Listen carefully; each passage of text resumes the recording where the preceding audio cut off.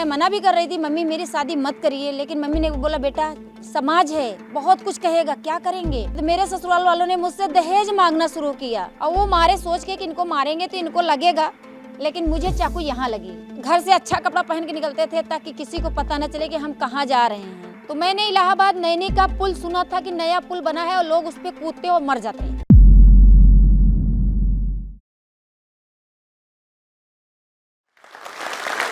मेरा नाम तबस्सुम बानो है। मैं जिला प्रतापगढ़, गांव नरसिंहगढ़ की रहने वाली हूँ।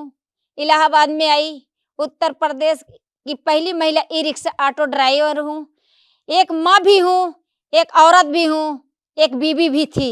मेरे पिताजी बचपन में ख़त्म हो गए, करीब मैं 5-6 साल की थी और मैं 3 बहन, 1 भाई था, जिसमें से हमारी माँ विधवा थी, विधवा भी हो गई थी और पैर की पैलगई भी थी और वो कुछ कर नहीं पा रही थी। लेकिन हम लोग छोटे छोटे थे तो हम लोग के घर में बहुत सारी परेशानियां आती थी, क्योंकि मेरे पिताजी जब जिस वक्त खत्म हुए थे तो उस घर में मेरे कुछ भी नहीं था। मेरी बहन और हमने सोचा कि छोटे छोटे थे, हमने कहा क्यों ना चले दूसरे के खेत में गेहूं काटे और उससे हम घर में अनाज लाएंगे। हमने घर में अनाज लाए और उस अनाज को, हमारे घर में अनाज आया, हम लोग रोटी बना के खाना शुरू किया। धीरे धीरे मेहनत मजूरी करना शुरू किया। मम्मी ने सोचा इन लोग को पढ़ाया जाए, तो मदरसे में डाला तो किसी ने फीस माफ करा दिया कि हम इन बच्चों को फीस माफ करेंगे और ये मेरे स्कूल में पढ़ें। तो मेरा भाई और हम, मेरी बहन स्कूल जाने लगे। स्कूल में जाके पढ़ाई करने लगे तो वहाँ पे जो है मेरा भाई घर की मजबूरी देख के, छोटा से था, वो स्कूल आए और सबक सुना के और तुरंत जो है नहर के पास भाग जाए, वहाँ पलरी माटी फेंके। जो मजदूर पलरी से माटी फेंकते थे, वो माटी फेंके। माटी फेंकने के बाद उसको 25 रुपये मिलता था। वो 25 रुपये लेके आया, सब्जी खरीद 10 रुपये की सब्जी और 15 रुपये बचा के लेके आया। तो माँ ने मेरी इतना उसको मारी, इतना मारी कि तुम ये पैसा चोरी कहाँ किया, किसका पैसा चुरा के लाया। मेरा भाई रो रहा है, मैं बताना चाह रही थी, मेरे भाई बोला नहीं बताओ तबस्सुम, हमको मारने दो, लेकिन हम सच्चाई नहीं बताएंगे क्योंकि हमको कल फिर जाना है। 2002 में जब मेरी शादी हुई, मैं 15 साल की थी और मेरी मम्मी ने मजबूरी में शादी किया। इसलिए किया क्योंकि मैं लड़की जात थी और गांव वाले बहुत कुछ बोलते भी हैं और बोलना चाहते भी हैं। तो मम्मी को लगा कि हम गरीब हैं और मेरी बेटी के ऊपर कोई कुछ कहेगा तो मुझे बर्दाश्त नहीं होगा, इसलिए मैं इन्हें इसकी शादी कर दूं। तो मैं 15 साल की थी, मैं मना भी कर रही थी, मम्मी मेरी शादी मत करिए, लेकिन मम्मी ने बोला बेटा समाज है, बहुत कुछ कहेगा, क्या करेंगे। हमने कहा ठीक है, जैसे आपकी मर्जी। मेरी मम्मी ने 2002 में मेरी शादी की, 2003 में मेरा बेटा हुआ।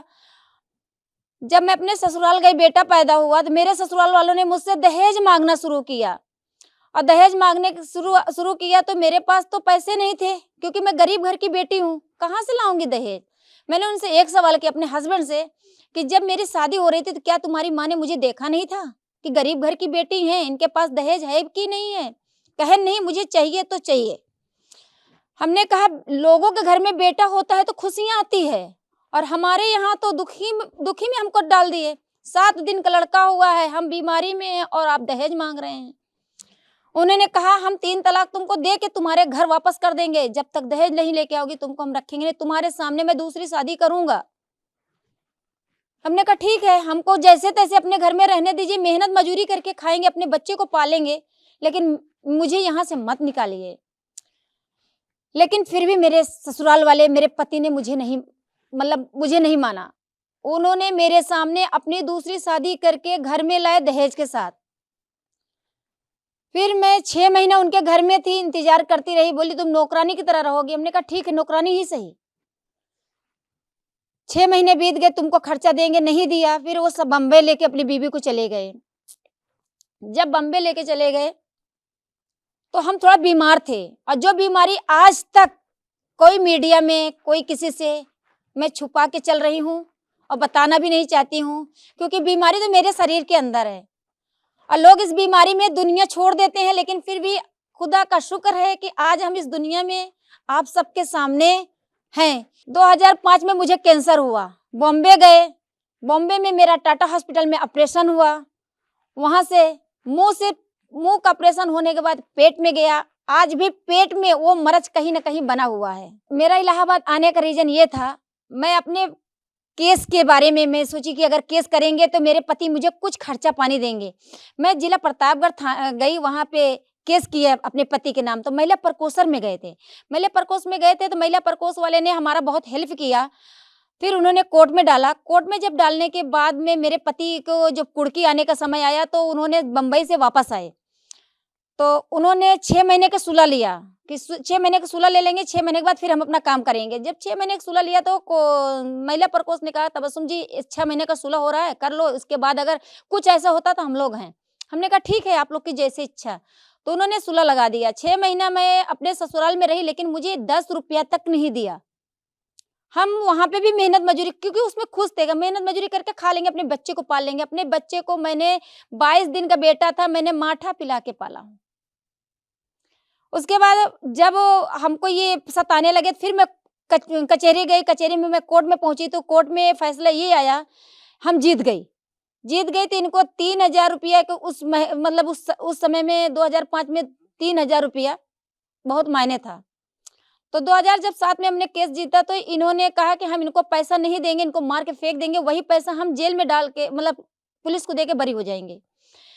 मेरे पति ने, अब हम प्रतापगढ़ से जब आ रहे थे तो अगर हम देल्हूपुर में उतरते हैं तो भी मेरे जान का खतरा, हम और कहीं उतरते तो मेरे जान का खतरा, तो इसलिए मैं एक रास्ता गाँव का पड़ाव पड़ता है वहाँ पे उतरी। वहाँ से सोचा मैं ऐसे उतरूँगी सीधा अपने बहन के घर जाऊँगी, बहन के घर वाले हमको हमारे मायके पहुँचा देंगे। जब मैं वहाँ उतरी तो ये लोग वही रास्ते में बैठे थे, जिस वक़्त इन्होंने मुझे चाकू मारा और वो मारे सोच के कि इनको मारेंगे तो इनको लगेगा, लेकिन मुझे चाकू यहाँ लगी। यहाँ चाकू लगी, फिर चाकू फेंक के मारे तो मेरे गर्दना में लगी। जब गर्दना में मेरे लगी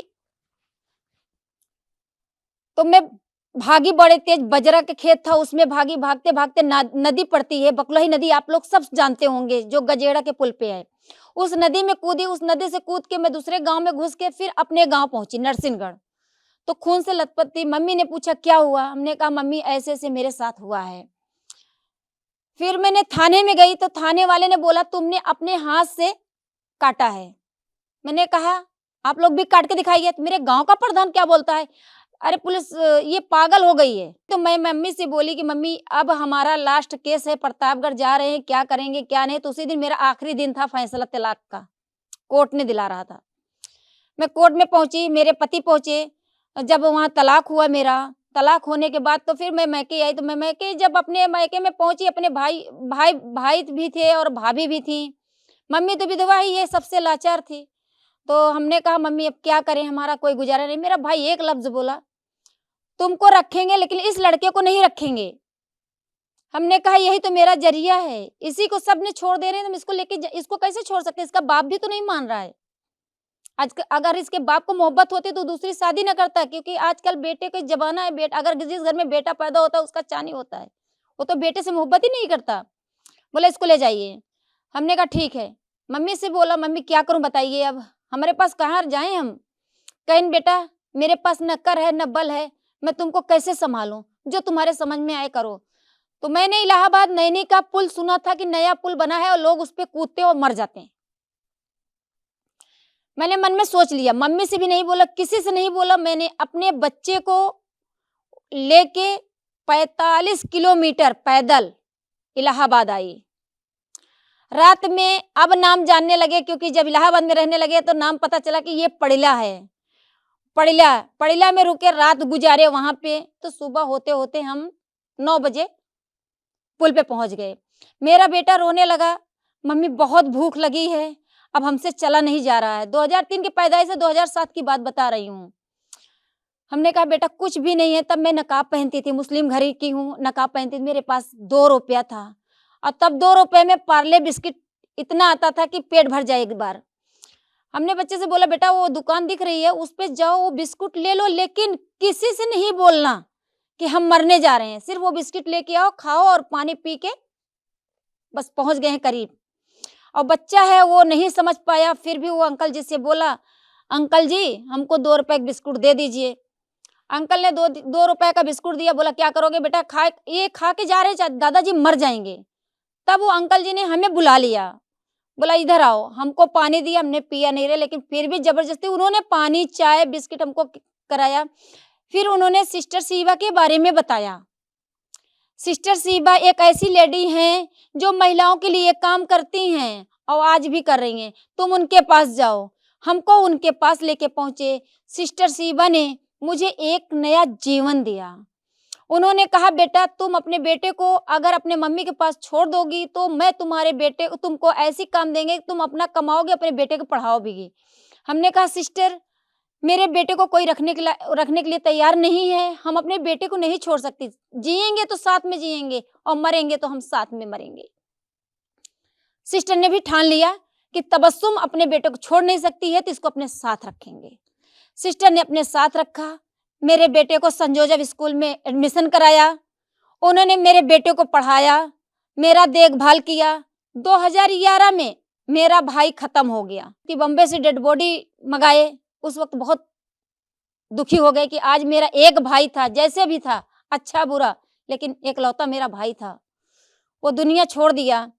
उस भाई को अफसोस में हमने कहा अब मेरे परिवार की मुझे जरूरत है, मेरी भाभी को, भाभी के बच्चों को, मेरी बहन विधवा है, उनको 3 बच्चे हैं, उनकी जरूरत है। एक छोटी हमसे बहन है, उसको भी ससुराले थोड़ा तंग करते थे, उसकी भी जरूरत है। मैंने क्या किया, एजी ऑफिस पे एक डेंटर पेंटर था, उसके यहाँ गई, मैं काम ढूंढी। हमने कहा मुझे डेंट पेंट करने का कुछ काम सिखाइएगा। कहे अरे तबस्सुम जी आप काम सीखेंगी? हमने कहा क्या करें, काम सीखना तो पड़ेगा। उनके यहाँ हम डेंट पेंट का दिसंबर से शुरू किया, डेंट पेंट का काम किया। और जब उनके यहाँ काम नहीं रहता था तो मैं गारा माटी का काम ढूंढती थी, किसी के घर में काम लगा हो तो मैं जाके गारा माटी दे सकूं। मैंने गारा माटी का काम किया। घर से अच्छा कपड़ा पहन के निकलते थे ताकि किसी को पता न चले कि हम कहाँ जा रहे हैं, क्योंकि लोग बहुत कुछ बोलेंगे। इसलिए हमने घर से अच्छा कपड़ा पहन के निकलती थी, वहां जाके चेंज करती थी, फिर अपने काम में लपटी आ जाती थी, अपना काम करके आती थी। डेंटर पेंटर में काम करते हमको 200-300 रुपया मिलता था। वो पैसे इकट्ठा करके अपनी माँ के पास भिजवाती थी। भाभी को देखना है, सबका घर का पूरा राशन उठाना है। सिस्टर शिवा ने मेरे बच्चे को मेरा ख्याल रख रही थी। फिर सिस्टर ने हमको एक आइडिया दिया कि तबस्सुम तुम एक ई रिक्शा ले लो, 2013 की बात है। तुम ई रिक्शा ले लो, तो ई रिक्शा से अगर तुम दिन भर में 50 रुपया कमाओगी, 100 रुपया कमाओगी तो महीने का तुम्हारा होगा, लेकिन तुम कमाओगे। तो मुझे गाड़ी चलाना कभी नहीं आया था, साइकिल तक नहीं चलाना था, क्योंकि हमारे मतलब बिरादर में कोई साइकिल चलाने के लिए बहुत आपत्तियां डालते हैं, अरे लड़की जाते साइकिल चलाएगी, गाड़ी चलाएगी, ये है वो। सिस्टर ने कहा तबस्सुम तुम स्कूटी चलाओ, साइकिल चलाओ। मैंने साइकिल सीखा, फिर स्कूटी सीखा, फिर 4 व्हीलर सिखाया उन्होंने, सारी गाड़ियां मुझे सिखाई। जैसे मैंने वो रिक्शा लिया, वो रिक्शा में हमको 500 रुपया रोज मिलना शुरू किया और उससे मैं बहुत खुश हुई। 500 रुपया नहीं था, बहुत सारा रुपया था वो मेरा। उसमें से हम अपना परिवार चलाने लगे। मैं धीरे धीरे फिर जब ई रिक्शा से मेरा एक्सीडेंट हो गया, मैं बैठ गई, मेरा पैर खराब हो गया। लेकिन रिक्शा चलाने के लिए मैंने सोचा अब क्या करें। मेरा बेटा मेरा सेवा कर रहा है, बेटा मेरा 7th क्लास में था। अब हम रिक्शा चलाएं, पैसा नहीं आएगा, खड़ा रहेगा तो हम पैसा कहाँ से लाएंगे। बच्चा स्कूल जाता है, रोज का 7-14 रुपया होता है भाड़ा, हम कहाँ से लाएंगे। मैंने अपने बेटे से बोला बेटा तुम अब हमको ऑटो में रिक्शे में बैठा लो। वो मेरा बेटा मुझे गोदी में लेके ऑटो में रिक्शे पे बैठालता था। मैंने धीरे धीरे ऑटो लेके 50,000 जमा करके मैंने लोन पे ऑटो लिया। ऑटो चला चला के हम अपने परिवार का अपना पेट पालना शुरू किया। इत्तेफाक की बात कि पिछले साल कोरोना से पहले मेरी ऑटो खराब थी। मैंने मिस्त्री को बोला कि मेरी ऑटो ले जाके बना दो। वो मेरा ऑटो लेके जा रहा था, लेकिन राजापुर ट्रैफिक चौराहे पे ही एक महिला लेडी आई थी आरटीओ, उन्होंने मेरा ऑटो को सीज कर दिया। फिर भी मैंने हिम्मत जुटाई, एक इको लिया, इको खरीदा। कैसे कैसे पैसा लेके मैंने किसी के नाम से, और नाम अपने निकालने जा रहे थे, लेकिन एक बंदा ऐसा आया, चौक का था, गढ़ी सराय का, सलीम नाम था, रोने लगा। बोला आपा मेरे नाम ऑटो निकलवा, आप गाड़ी निकाल लीजिए, क्योंकि मेरा भी क्रेडिट अच्छा हो जाए तो मैं एक बिजनेस कर सकूं। इंसानियत के नाते हमने कहा जैसे हमारा किसी ने भला किया हम इसकी भी भला कर दें। कहा ये मेरी गाड़ी ले लेगा मुझसे। मैंने यूको खरीदा 1,40,000 का, अपना पैसा लगाई, लेकिन गलती हमसे इतनी सी हो गई कि मैंने पैसा उसको दिया, चेक उन्होंने काटा। 1 साल के बाद मैंने किस्त भी भरी, उन्होंने मेरे से बेईमानी करके मेरी यूको ले लिया, क्योंकि मेरे पास कोई सबूत नहीं था कि मैं कोर्ट कचहरी जाऊं। मैं एक औरत हूं, मैं डर गई। मेरा बेटा चाह रहा था कि न दें, लेकिन वो यूको ले गया, बेच दिया, हमसे छीन लिया। लेकिन मेरे पास अभी कोई गाड़ी नहीं है, लेकिन हाँ, एक गाड़ी हमको मिली है। एक जज साहब थे, रवि धवन साहब, वो खत्म हो चुके थे, उनकी बीबी जाने लगी अपना बेच बाज के घर। और तो फिर उन्होंने, सिस्टर शिवा ने ही उनसे कहा था कि तबस्सुम इस वक्त लाचार हैं, मजबूर हैं, उनके लिए एक गाड़ी दे दीजिए। आज हमारे पास वो गाड़ी है, लेकिन फिर भी मेरे लिए महत्वपूर्ण है। अगर 1000 रुपया 500 रुपया कमाते हैं, वो 500 रुपया वो 1000 रुपया मेरे लिए बहुत मायने हैं। जैसे उन्होंने मेरी ऑटो को बंद कर दिया, जैसे मेरे गाड़ियों को छीन लिया, लेकिन मेरे हौसलों को नहीं छीन पाएंगे। मुझे चाकू मारा, मुझे मारने के लिए सोचा, लेकिन मेरे हौसलों को नहीं मारा। मेरा हौसला आज भी जिंदा है और जिंदा रहेगा। और मेरा सारी महिलाओं से यही कहना है, अपनी शक्ति बढ़ाएं और हौसला बढ़ाएं। कभी किसी से मजबूरी नहीं उठाएंगी, वो अपने पैर पे खुद खड़ी रहेंगी और 4 लोगों को सहयोग करेंगी। It is said that when you educate a woman, you educate an entire generation. नारी सशक्तिकरण पर ये पंक्तियां हमारे दिल को जोश और हिम्मत से भर देती है। ऐसी ही हिम्मत भरी कहानी अभी हमने सुनी जोश टॉक्स पर, और हमें उससे काफ़ी प्रेरणा भी मिली। ऐसी ही कहानी है लक्ष्मी जी की, जिन्होंने CS करके बड़े शहर में वो आए जॉब का सपना लेके, पर उन्हें यहाँ जॉब नहीं मिल पाई। पर उन्होंने हिम्मत नहीं हारी, जोश के साथ उन्होंने कम्युनिकेशन स्किल्स पर काम किया और आज एक बड़ी कंपनी में वो काम कर रही हैं। आज की महिला दुनिया के साथ कदम से कदम मिला रही है। चाहे कितनी भी मुश्किलें आए, कितनी भी प्रॉब्लम्स आए, अब हमें उड़ने से कोई नहीं रोक सकता। हाँ, अगर कुछ रोक सकता है तो वो है सही स्किल का ना होना। लेकिन अब जोश के साथ हमें कोई डर नहीं।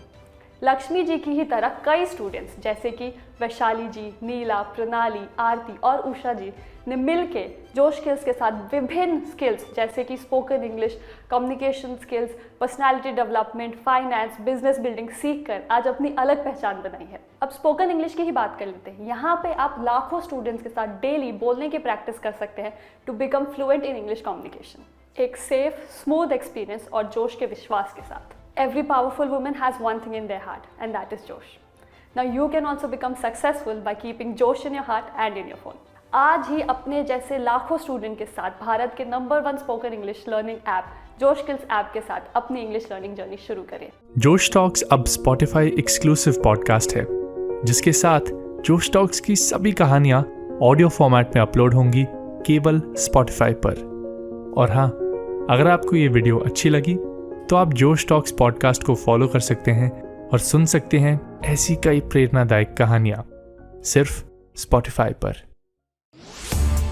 इस वीडियो के बारे में अपनी राय नीचे कमेंट सेक्शन में हमें बताएं और अपने दोस्तों के साथ ये वीडियो शेयर करना ना भूलें।